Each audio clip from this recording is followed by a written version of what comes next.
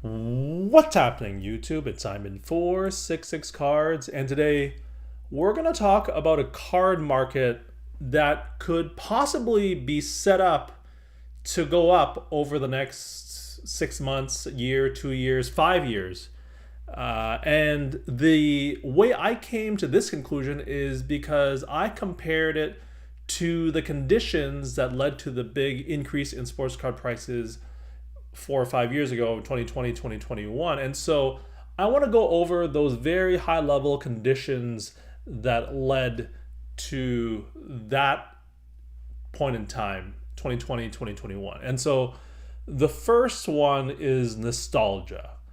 A lot of people who were in their 30s and 40s, they were able to harken back to a time when they collected cards as a kid, whether it was baseball cards, basketball cards, or in my case, here in Canada, hockey cards.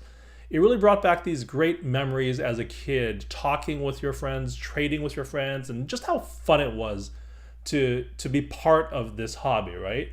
And so that was one of the first conditions for the increase in prices 2020, 2021. Second is the increased exposure to this thing that you loved, right? And in 2020, 2021, a lot of things were shut down because of the pandemic. And as a result, you were trapped at home for a long period of time with basically nothing better to do. And so you would start digging around in your attic or basement, going through all of your old stuff, and you'd find your cards and you would kind of bring back that nostalgia, and it supported that nostalgia, right? And so that's the second thing that happened. And the third is there was nothing else to spend money on. You couldn't travel anywhere. You couldn't go out to restaurants to eat. You couldn't go to shows. You couldn't do anything. If you had a job and you were fortunate enough to not lose your job because of the pandemic, for example, instead of working in the office, I just worked from home because I have a regular office job. And so nothing changed from my end except for the fact I was trapped at home and I couldn't spend my money on anything. And so I started quickly building up some savings that would have been at a slower rate if it hadn't been for the pandemic, because I couldn't go out, I couldn't go anywhere, I had nothing else to spend my money on. And one of the things I did was I started buying cards. And so those are the three main conditions that led to the sports card bubble. So the question is, what sport or what card market could possibly have these same conditions that would lead to an increase in a specific card market? And one option comes to mind, and it's a sport. It's not a sport. Well, it's actually WWE. It's wrestling cards, because they've recently moved to Netflix, and Netflix paid them $5 billion to move all of their programming to Netflix. This includes their Monday Night Raw show and all of their pay-per-views, now called premium live event shows. So if you want to watch WrestleMania, if you want to watch the Royal Rumble, you can do all of that on Netflix. And Netflix paid them $5 billion over 10 years, so $500 million per year to do this, which suggests that they really believe in it and they believe that they'll bring a bunch of viewers to Netflix. And so what I want to do now is I want to go over the conditions that I just talked about and see how they fit in with the WWE. So the first, nostalgia. Well, can I interest you in some 80s Macho Man, Miss Elizabeth, Hulk Hogan nostalgia? What about some 1990s Attitude Era nostalgia, right? There is nothing more nostalgic than 80s and 90s wrestling. So I think this fits nostalgia to a T. In terms of increased exposure, I just mentioned they are now on Netflix, which I would argue is actually better than being on regular TV for exposure. Not as many people watch TV anymore, whereas Netflix, a lot of people on Netflix, not just in the US, but around the world. And according to Netflix's own ratings, the debut episode of Monday Night Raw on January the 6th finished 4th overall in global shows. There were 17.7 million hours watched, and as a result, that equates to roughly 6 million people watching the show from beginning to end. And we know that people don't actually watch from beginning to end, so well over 6 million people watched the debut episode of Raw on Netflix, partially at least. So that's a massive, massive number, and shows the reach of both Netflix, but also the pull that WWE has on the world. And this last condition, nothing else to spend their money on because you're trapped at home, well, that's never happening again. So we're not going to talk about that because I'm not going to pretend like that is in any way happening. It's a once in a lifetime event and it's never happening again. And so those are the 3 conditions. But there's one thing I really want to highlight, and it's the fact that the WWE is more mainstream than it has ever been. There is so much more broad appeal to the brand.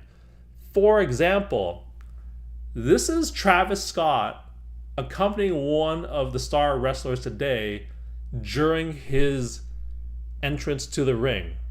That's him right there walking out with this fella, Jey Uso. So Travis Scott is one of the biggest names in pop culture. Here we have The Rock, Dwayne Johnson, who is obviously a big Hollywood star in addition to being a wrestler. Here's Pat McAfee, who just got paid $1 bajillion by ESPN to star in a show, a daily talk show for them. And then in the background here is Bill Simmons, who is himself a very widely known personality in both sports media and also pop culture and I guess TV media or media, I suppose, just in general. And he wasn't just there. Bill Simmons ended up being a meme. Just Google Bill Simmons Raw or WWE meme, and this will show up, and it's actually quite funny. So take a look at that. In addition to that, Ashton Kutcher has been shown in the audience, and hell, even Topanga from Boy Meets World showed up. And I just want to point out, these aren't snapshots taken from a bunch of different shows over the past year, past 6 months, past month, past 3 weeks, past 2 weeks. No. This was all of the different people that showed up just for the debut episode of Raw. All of these are from the same show a week ago for the debut episode, which just shows you how broad the appeal is and how many different people from across pop culture and sports and society that are now drawn to the product. And obviously, if you have more appeal, if you have much broader appeal, much more mainstream appeal, then that means you will bring more people and different types of people to your product, to your sport, to, in this case, your entertainment. And as a result, with more eyes on the sport, on that category, on that segment, then chances are some of those people will also want to collect cards of the people in this segment. And so if you're with me thus far that there could be a bump in WWE or in wrestling cards, the question then is, who are the people to possibly buy? And I should preface this part of the video by saying I haven't looked into anybody's rookie cards. I don't own anything yet, but I will be looking into it. But nothing has been purchased yet. So just take this with a grain of salt. I haven't done my full research. These are just ideas that have come top of mind right now. And so whose cards could possibly see an increase? Now, I should probably have put the word possibly in here, but bear with me. There's 2 different answers. For me, there is a section I'm going to call the nostalgia play, which is what it is. I don't think I'll need to explain that anymore. The most obvious answer is The Rock. He is a huge Hollywood star, but obviously before that he was a big WWE star. and is just overall a very charismatic and entertaining individual. And also brings back memories of the 90s Attitude Era in the WWE. Along those same lines, from the same era, we have Stone Cold Steve Austin, probably at the peak of his powers in the late 90s, the biggest star that wrestling has ever seen. And then the guy who I would say for longevity's sake has the respect of many, many wrestling fans, that's The Undertaker. So those are my 3 90s nostalgia plays. Now, if you want to go back a little bit earlier to the 80s, someone like the Macho Man comes to mind because probably has the most unique speaking style of anyone in wrestling history, a unique personality, a unique persona, unique everything about him, right? And he, because of his style and how he acted and how he spoke, would bring back a lot of nostalgia. So those are a few examples of the nostalgia play, but by no means the only ones. There could be others that I'm missing here. So again, do your own research. And then there's the modern day play. Who could be a quote-unquote Mount Rushmore / modern day GOAT of the current era? And so the one that comes to mind is Roman Reigns, by far WWE's biggest star. Also had a big storyline with The Rock and is in fact The Rock's cousin. So that's the first one that comes to mind. The second one is Cody Rhodes, who is the son of the legendary Dusty Rhodes and in fact beat Roman Reigns at WrestleMania in 2024. And then lastly, we have this picture. And this is what I point out to you. It's not one guy from this picture. It's actually both guys from this picture that would be a modern day play. On the left is Seth Rollins. He's basically been the WWE's workhorse for the past 10, 12 years and is probably taken a little bit of back seat to Roman Reigns, but I would say has the respect of most wrestling fans for being just an amazing wrestler and worker. And then this is Triple H, which you might think would belong to the nostalgia play, but in fact, I have him here as the modern day play because he is now the guy that does all the creative and is the executive producer of the show. He basically took over from Vince McMahon once Vince McMahon was banished for all the things that he did, and is getting a lot of credit for being the creative force behind the scenes that has made WWE programming so good. And as a result of that, even though he was a huge star back in his day, he might have basically been called the mastermind behind why the WWE becomes this massive success from 2020, 2021 onwards, and this big boom that they've seen. And so that might be why he's a modern day play and not a nostalgia play, although he kind of fits in a bit of both. So those are the examples, the ideas that I have of whose cards could increase in price. Again, this is just my opinion. Do your own research. Don't take my word for it. But you're probably thinking at this point, Simon, you've missed the most obvious nostalgia play. Why haven't you talked about him?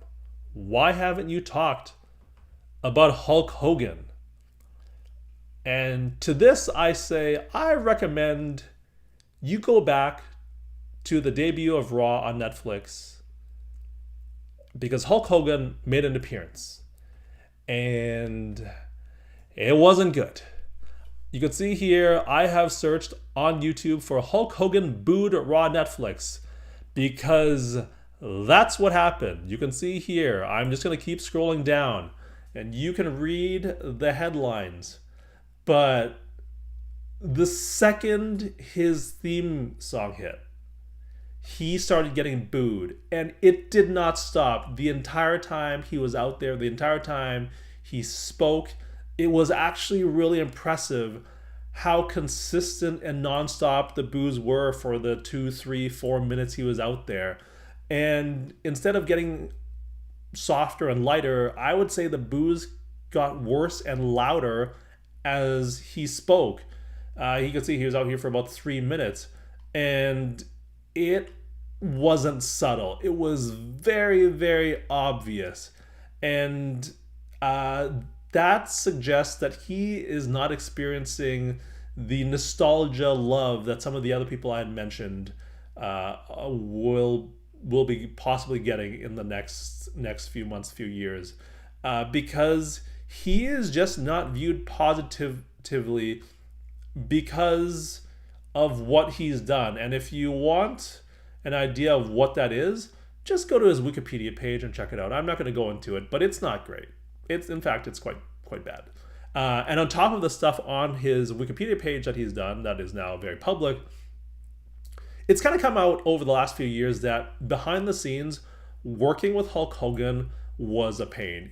Sounds like he was very difficult to work with and basically lied a lot, both in his career and also in since then. But you could see here that the fact that he got booed was mentioned by a ton of people because it was just so obvious and so bad. And so that's why I did not include him, because I don't think he has the ability to be on the nostalgia playlist, because nobody's experiencing a lot of nostalgia thinking about Hulk Hogan because they're just booing the crap out of him. So that's the video.